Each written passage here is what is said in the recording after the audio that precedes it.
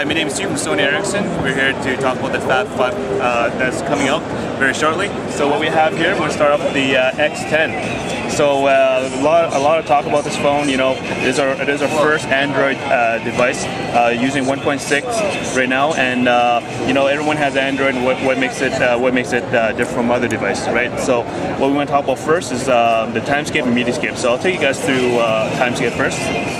So, like, you know how everybody has, everyone has Facebook, everyone has Twitter, everyone's got, like, you know, text messages come through all the time. What timescape allows you to do is that it saves you time by amalgamating all that's happening around your life into one nice blind. So you can actually open it up. You know, you can actually open up and then take a look. See, you know, if you actually want to contact the person, press this infinity button right here in the corner. What that infinity button does is that it takes you to the, it logs you into all the different kind of networks that Jeremy is in. So I got him on Facebook, I got him on Twitter, right? Everything that he's been doing. So I can actually, you know, cool thing, I can actually make a phone call too, right? If I need to. So that's a quick review on the especially on timescape. So you can actually, you know, add on different slates too as well. You can even customize it, you know, to update every minute, you know, a couple minutes. So you can have it update manually too. So you can definitely do that. So the next part is mediascape. So how many times on the photos, very cool. And coming back to the infinity button too as well. You know, how many times you have photos of a whole bunch of people, and you know, you want to take out like a couple photos of a person, you got to go and look at it. What this infinity button allows you to do is you can actually just press it, and what it'll do is actually open up the photos. But when you actually open up a photo, you can actually say, here, I actually want to see photos of everybody that has his face. So it automatically sums it up, gives you a result from everything that's in your phone. So face recognition is a big thing on the photograph side.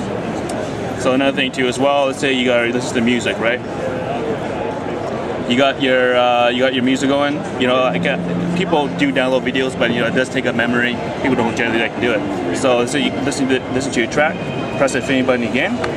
You have all the phones that's on a memory card. You can slide it over, not on a network right now.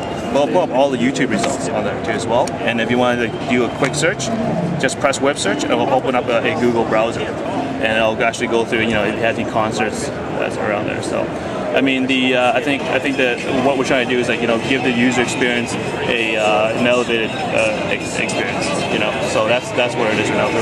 Very quick UI. You can see everything that is inherent about Google. You can do it right on here as well. So that is the X10. Next one, the follow-up device, part of our Fab 5 family, is the X10 Mini. A lot of people look at this phone like this phone looks like a younger version of the X10. You can say that, but it's still very powerful. If you actually look at the human curvature, just the same as the X10. You can see how nicely shaped it is in your hand. This is focused as a one-hand device. You have 4 corners here. There's 4 corners. What it allows you to do is that you can actually customize it in the way you want it. So you can actually, you know, I got my corporate email, I got my Gtalk, things that are important to me. So a lot of people are going to say, like, you know, this phone looks very small, but you actually look at the UI of it. Very easy to use. So I think you guys might have you guys on the news feed here. So very easy to do. You can actually add as much as you want over here, and I think a lot of users are going to wonder is, like, so how am I going to type in this thing, right? So I'll give you guys an example. Open it up here. Reply. So everyone here is very familiar with T9. Very easy to do. It's like hello.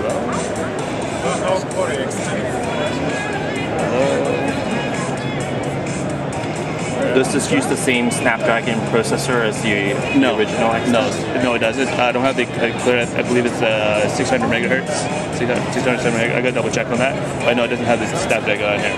But I mean, for the operation, for what it does, it's more than fast enough. So you can see how easy it is to type, right? So another thing cool about this too as well. I think with the 5 megapixel camera you have in the back, very capable of taking high quality pictures. And I'll show you. So I'll give you an example here. Take a picture of my Vivaz, right?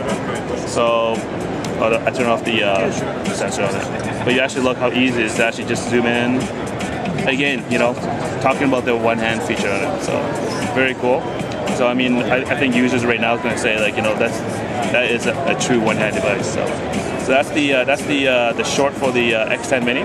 There's also X10 Mini Pro, which you'll probably take pictures of, but full-on keyboard for the person who actually do want to text a lot, right? So, and that's what you have. The X10 and the X10 Mini Pro, the Mini and the Mini Pro, do they have the widgets like the yeah? Well, that's actually a very good question. The X10 Mini specifically has only the not media skip, timescape only. So you can still do everything just like the X10. However, there's no media skip on it. But still, it has a very capable media player too as well. Like, I mean, if you want to look at how the video looks.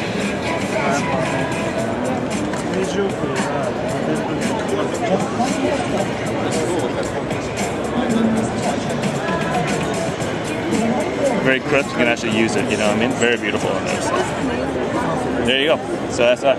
So that's the X10 Mini.